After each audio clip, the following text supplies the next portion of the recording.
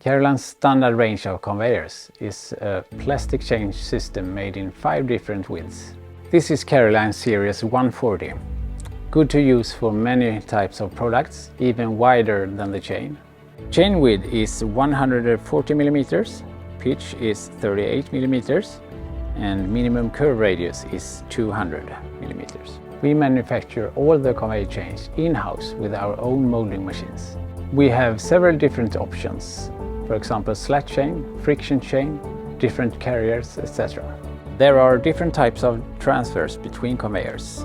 For example, driven transfers, undriven transfers with the rollers, and side-by-side transfer. This will of course be custom-made after your needs and for your products.